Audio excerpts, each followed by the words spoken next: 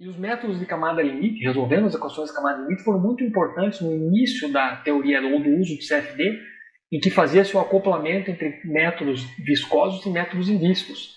Então é um tema bastante interessante e ele nos ajuda a ter um entendimento um pouco melhor do que é realmente uma camada limite e quais são as hipóteses por trás de um problema de camada limite. Então, para começar o nosso estudo, a gente vai começar aqui com as equações de Navier-Stokes bidimensionais em formato incompressível. Então a gente reconhece rapidamente que as equações são incompressíveis porque a equação da continuidade vira basicamente o divergente da velocidade igual a zero, e nas duas componentes da equação da quantidade de movimento a gente tem a densidade aparecendo externamente tanto ao termo não estacionário, que está aqui, quanto ao termo convectivo.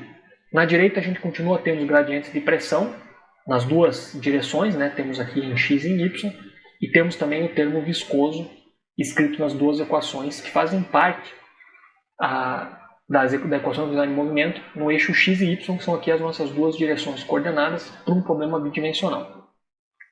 Para a gente entrar nas equações adimensionais, a gente vai usar algumas adimensionalizações semelhantes ao que nós tínhamos antes. Então, o tempo adimensional ele vai ser obtido pelo produto da velocidade característica multiplicada pelo tempo físico dividido pelo comprimento característico, que vai ser, no nosso caso, vamos pensar no aerofólio, vai ser a corda do aerofólio. A dimensão x adimensional vai ser a dimensão física x dividido pela corda, e a dimensão y adimensional, o y-til, vai ser a divisão da nossa dimensão y física dividido pela espessura da camada limite L minúsculo. Então agora, nos próximos slides, L maiúsculo é a corda do aerofólio e L minúsculo é a espessura da camada limite. A velocidade U adimensionalizada, a velocidade na direção do eixo x, vai ser a velocidade U em cada ponto dividida pela velocidade U dos escoamentos não perturbados. Da mesma forma, a velocidade V adimensional vai ser a nossa velocidade V em cada ponto dividida pela velocidade V maiúsculo do escoamento não perturbado. E a adimensionalização da pressão vai ser padrão, como a gente tinha visto antes, usando algo proporcional à pressão dinâmica. Quando a gente pega essas adimensionalizações e faz aquele processo que eu expliquei antes, pegamos a equação original dimensional e expressamos cada uma das grandezas dimensionais em função de seus correspondentes adimensionais, a gente chega para a equação da continuidade, nisso que a gente está vendo aqui para baixo. Basicamente o que acontece é que a gente tem uma equação que lembra muito a equação original, exceto que agora no segundo termo, no termo da derivada parcial de v com relação a y, a gente tem um coeficiente que vale v, velocidade do escoamento não perturbado, vezes L maiúsculo dividido por Lzinho vezes U maiúsculo. Então vamos guardar um pouco esse coeficiente. Basicamente a gente vai pensar o seguinte.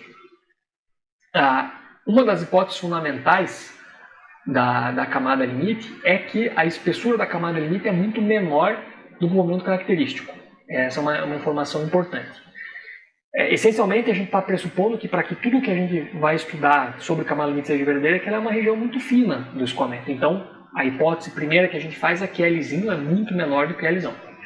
Só que na equação da quantidade de movimento, a gente quer que os dois termos tenham as mesmas dimensões, que eles tenham a mesma ordem, na verdade, de grandeza. E para que isso seja verdadeiro, a gente já sabe que Lzão é muito maior do que Lzinho, então como consequência, para que esse coeficiente aqui do segundo termo seja igual a 1, e portanto que a equação tenha essa cara, sem o coeficiente multiplicando aqui, a gente vai precisar que o Lzão, como o Lzão, já é muito maior do que Lzinho, a gente vai precisar, como consequência direta desse requerimento, que o V seja muito menor do que U. O que quer dizer que, na verdade, a velocidade do escoamento é muito maior na direção do escoamento do que na direção normal ao escoamento.